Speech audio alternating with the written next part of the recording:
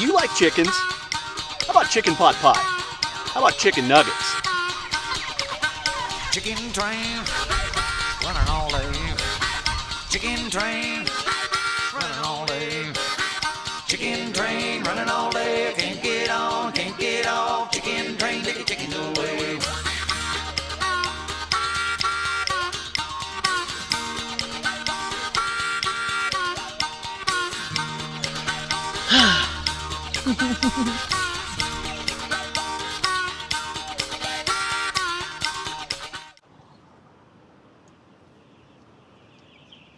Hey everybody, Wyoming James checking in, day number 63 from the Urban Micro Farm. Day number 63.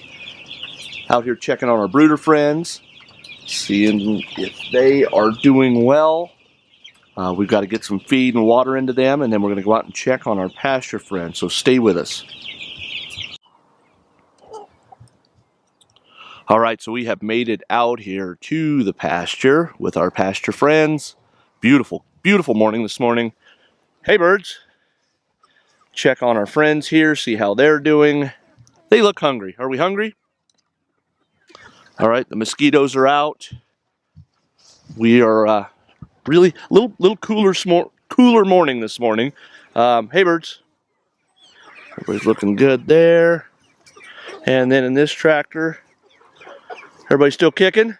Okay, so what we're going to do, Mandy and I discussed this on the way out here. Mandy, here she is. She's off of another night shift. So we discussed this morning on the way out. And what we have to do is, I asked her if we can commit to, now we are 2 days away from butchering. We have to take the birds off of feed 24 hours before we butcher, because we want their crops empty and we want their digestive tracts empty, so that when we butcher, there's less mess. So it's a 2-day butchering. We weren't sure exactly how many birds we could butcher in one day. We've only ever done like 50 in a day. 80. We did 80 in a day.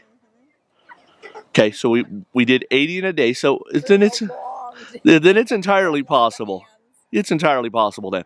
So 80 in a day. So that would mean that we would only really have to do 60, 65 to do half of them, which is fine, except we have to feed the ones that we're butchering Sunday. We have to feed them on tomorrow morning. The rest of these we don't have to feed because we'll be butchering them Saturday morning. It's complicated. But what we're going to do is we just figured we're going to try to butcher 1.5 tractors. So what we'll do is we'll split out half of those that tractor that she's headed to, and then we'll feed them tomorrow morning if we have to. I don't know. It's still up in the air. But right now we're going to put down some fermented feed. We're going to drop the feeders, and we are going to go. Here's the other part of that equation. The feed that's in those feeders right now is the very last of the feed that we have. That is 1 pallet of feed worth of feed for these birds. So a miscalculation on our part. We have another pallet ordered. Am I understanding that correct? So we do. We have another pallet ordered, but we had 1 full pallet for 1 batch of chickens, which I think explains why they've grown up so big. So, okay, we're going to get these feeders down, going to get the waters topped off, and we will check in with you shortly. Stand by.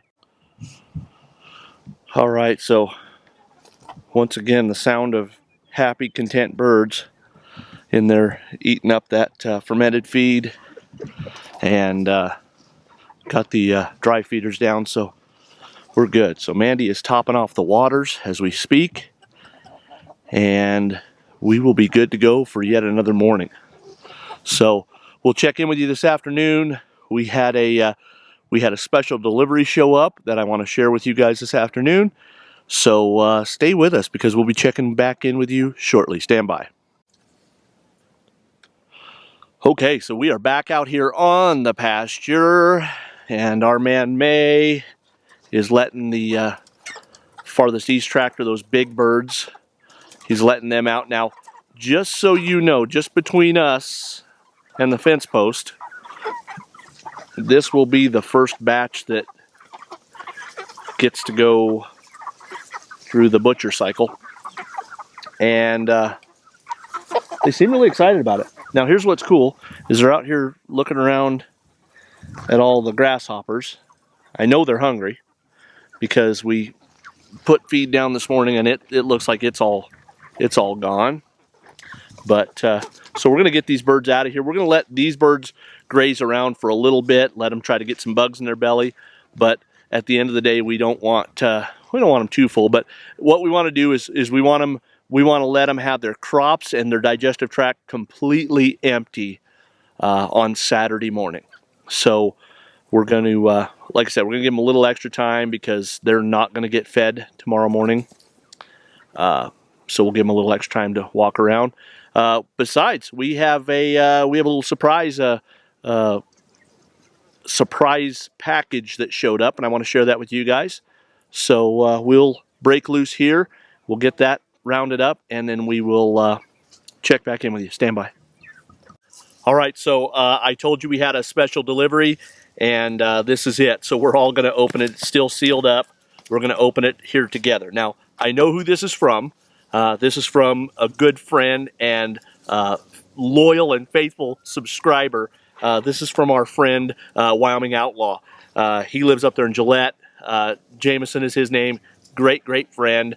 Huge supporter of Wyoming James and Powder River Organics. And like I said, he's got so much input to share with us. He shipped these out. Again, I know what it is, but what we're going to do is we're going to share with you exactly what it is. Maybe.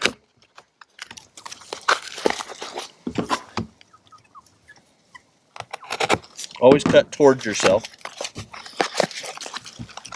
So the irony of opening these up with my Gene Ingram knife is this. The fact that they are not Gene Ingram knives. Everybody loves strapping tape. So here's what we got here. Now, these are something that Jameson and I have been talking about.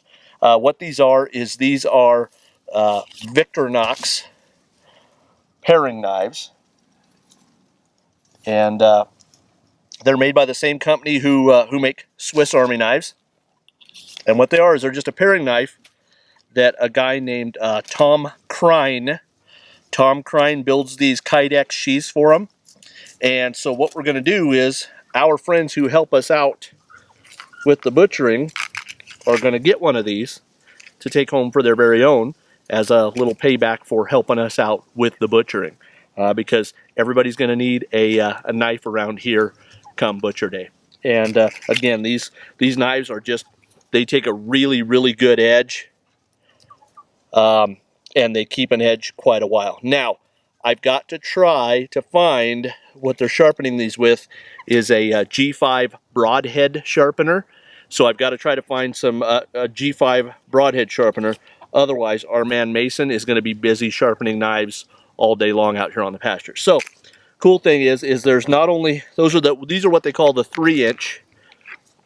These are the 3-inch paring knife. And then also included in here should be, let's see if it's, I don't know where it's at, but I know there's another version in here, which is my very own, because I've been wanting one. Well, it's neither of those two. Let's see. Maybe it's this one. I feel like it's probably this one. We have another one that's, like I said, it's my own personal knife that our man Jameson, I don't think this is it either. Maybe it is. Yep, this is it. So now this one is what they call the bird's beak version or hawkbill version. And what this is this is a little, you can see by the shape of the blade. It's a curved blade. And the idea here is it's just an everyday carry knife, nice and small, nice and compact. Because this blade is under 3 inches, It's pretty much legal to carry just about anywhere in the free world, so you don't have to worry about violating any concealed carry laws wherever you're at. So I'm really fond of this. More than anything, the idea here is that you have the Kydex sheath. So let's say you're traveling somewhere like I do to a bigger city where you're not really sure about checking one of your high-end Gene Ingram knives. What you do is you carry this, and then when you get to your destination, you go in and buy one of these fruit knives to the cost of about between $6 and $12 each, and then you use this and you carry this while you're in that particular location, right? And then when you leave, if this gets taken out of your luggage for whatever reason, if TSA gets in there and takes this out of your luggage, you're out $6 to $12, not a big deal. So that's the kind of the idea behind this. But I am going to use this. This is going to become my everyday utility knife. I'm going to use the heck out of one of these because every time I cut cardboard with my Gene Ingram, it makes me cringe. So big shout out to our man, Wyoming Outlaw, from up there in the Campbell County area for sending us these. So look forward to seeing him probably come hunting season. He's going to be doing some hunting videos with us this fall. So let's get back to chicken farming. Okay, so we got everybody moved and settled in for the evening. We got all the waters topped off. Again, I can't tell you how close. We are so close to butchering. We're literally 2 more nights from butchering, 3 more days. So we're gonna be butchering chickens right before you know it. So it was an easy night tonight. Real calm, really warm.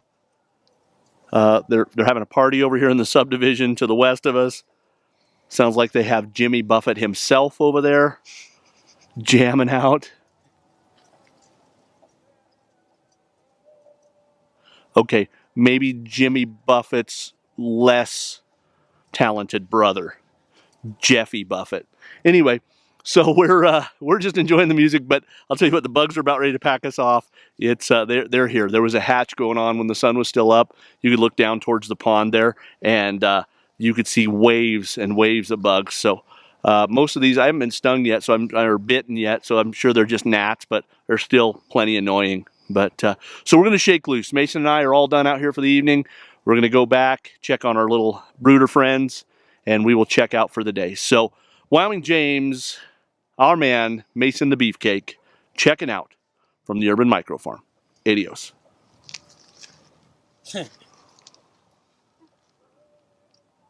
Chicken train running all day, can't get on,